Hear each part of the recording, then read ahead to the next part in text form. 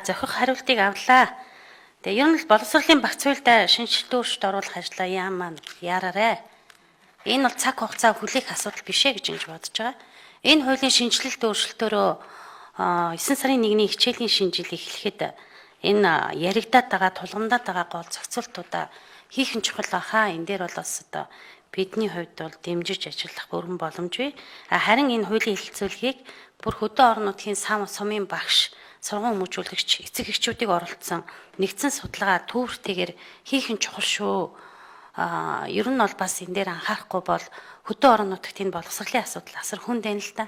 Хөөрхийн нэг ядарсан эдэн сургуулийн захирлууд төсөн мөнгө байхгүй сургуулийн боловсролоо яаж авч явъя гэхээс илүүтэйгээр энийг нэг цалингийн яаж хөрөх вэ? Яаж хэдэн багш нараа нэг байлгах вэ? Яаж нэг хэдэн хүүхдүүдийн тог бууруулахгүй байх вэ гэсэн л юм ярьж шít.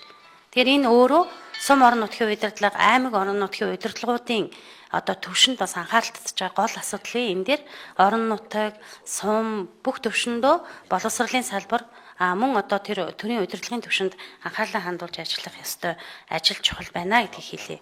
Хоёрдугаарт нь энэ боловсролын яамны чигүүргийг гүйцэтгэж байгаа байгууллага бол аймагуудад боловсрол соёлын газар.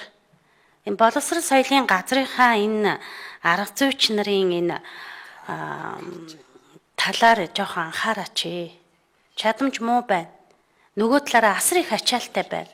Оронтой бүтцийн нэмээд бас нэг зөв юм одоо бүтэц системтэй болгоод тэдгэрийг чадваржуулаад гадаа дотоодод сургалт мэдээлэлд хамруулад тэр хүмүүс чинь тэр аймгийнхаа яамд штэ. Тэгэхээр энэ боловсролын энэ салбарын газрынхаа энэ оронтой бүтэц эргэцэн орчин дээр чухал байр суурь эзэж анхаарах хэрэгтэй. Гуравдугаарт нь энэ сургуулийн удирдлагуудыг ярьсан сургуулийн захирлууд багш нараасаа бага цалинтай. Тэгээ тэр бүх ачааллыг нуруунд дээр үүрч явдаг. Нэмэгдэл байхгүй, хичээл заах эрх байхгүй. Тэгээ яаж багш нараасаа дор цалинтай хүмүүс тэр сургуулийг тэрнээс илүү сэтгэл дүүрэн авч явж чадах вүлээ? Дөрөвдүгээрт нь бүх сумын сургуулиудын захирлуудыг аймгийн засаг дарга томилдгийг болох хэрэгтэй. Сумын засаг дарга томилох хэрэгтэй. Энэ босоод тогтолцоо Монгол улсад хэрээс хэтэрч байна. Ард талд нь маш том улс төр явж байна. Тухайн сургуулийн захирлыг аваа явах мэргэжлийн чадвартай хүнээ тэр сумын засаг дарга л өөрөө томилдог байх хэрэгтэй. Тэгвэл улс төрөөс хараад бас баймаар байна. Улс төрийн нэг 4 жилийн давтамжтай нэг засаг дарга гараад ирэхээр л энэ ардсан намынх энэ ардын намынх гэж сольдог энэ тогтолцоог бас зогсоох хэрэгтэй байна. Энийг бас хууль эрх зүйн орчин дээр нь шинчилж өөрчилж өгөөч гэсэн ийм санал байна. За хамгийн сүүлийнх нь болохоор тэр малчтын асуудал чухал байна. Сая манай аймаг оны сүүлээр малчтын зөвлөгөөнөө хийсэн.